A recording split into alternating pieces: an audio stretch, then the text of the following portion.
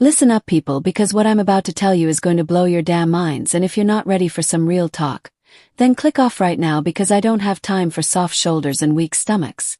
Hit that subscribe button right now if you want the unfiltered truth that nobody else has the balls to give you. And I mean it, smash that notification bell because you're about to get content that cuts through all the BS floating around out there. So this past weekend I rolled into Indianapolis for the Eras tour, and let me tell you something. I went there to see Taylor Swift one last time before this whole circus packed up and left America behind. And holy hell, what I witnessed was absolutely insane. The American crowds didn't just show up, they came ready for war. These weren't your typical concert-goers sipping overpriced drinks and taking selfies. These people were hungry for this experience. I'm talking about 70,000 people losing their absolute minds for 3.5 hours straight. 70,000. That's bigger than most NFL stadiums packed to the brim with people who traveled from every corner of this country just to be there. The energy was so intense it felt like the building was going to collapse from the sheer force of human emotion. And you know what? That's exactly what live music should be: raw, powerful, and absolutely overwhelming. Pat McAfee nailed it in his review, and if you haven't seen that breakdown, stop everything you're doing after this video and go watch it. The man knows entertainment, and he called it exactly like it was. Pure electricity from start to finish. This wasn't just a concert, it was a cultural phenomenon happening right in front of our eyes. And here's where it gets interesting: Caitlin Clark was there. Yeah, the Caitlin Clark. I got to meet her, and let me tell you, this woman is exactly what you'd expect from someone who dominated college basketball and is now tearing up the WNBA. She's authentic, she's passionate, and she loves Indianapolis like it's her second home. She told me straight up that she thinks it's one of the most fun cities in America. And coming from someone who's traveled the country playing at the highest levels, that means something. We connected immediately because we're both true Midwesterners through and through. High school ball, college ball, professional sports. All right here in the heartland where people work hard and play harder. There's something different about Midwest athletes. We don't need the flashy coastal attitudes or the Hollywood nonsense. We just show up and get the job done. Caitlin's dance moves.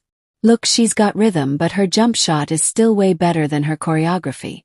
But you know what I respected? She was completely locked into that show. This was her third or fourth Taylor Swift concert. She's a full-blown Swiftie and she owns it. No pretending, no acting too cool for the room. She brought her mom and friends because she wanted them to experience something incredible. And that's exactly the kind of person you want representing your city and your sport. But now I need to address something that's been eating at me, and frankly, I'm sick of dancing around it. Share this video right now because this is the kind of honest conversation that gets buried under corporate PR speak and social media algorithms designed to keep you from hearing the truth. Last week something happened that I deeply regret, and I'm going to own it completely because that's what real people do when they screw up. Some pathetic excuse for a human being approached me and started running his mouth about my family. My family. And I reacted in a way that I wish I hadn't. Here's the thing that's grinding my gears. I gave this worthless piece of garbage exactly what he wanted, which was attention and notoriety. The smart move would have been to keep walking and let him fade back into the meaningless existence he came from. Instead, my reaction turned a nothing situation into something that's now being picked apart by millions of people who weren't even there. But here's what really gets me fired up. In the heat of the moment, when someone crosses the line and starts attacking your family, your brain goes to a dark place. You want to hurt them back. You want to find the words that will cut the deepest. And I did exactly that, using language that I shouldn't have used, language that I regret using, and language that doesn't represent who I am as a person.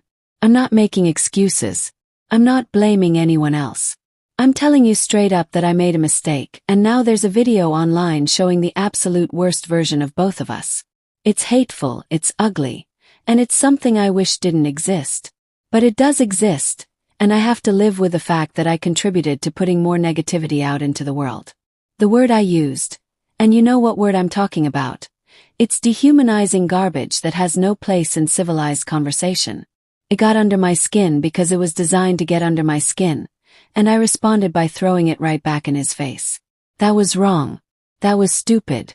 And that's not who I am when I'm thinking clearly. What kills me is that this idiot got exactly what he wanted. He wanted to provoke a reaction, he wanted to create content, and he wanted his 15 minutes of internet fame. Mission accomplished.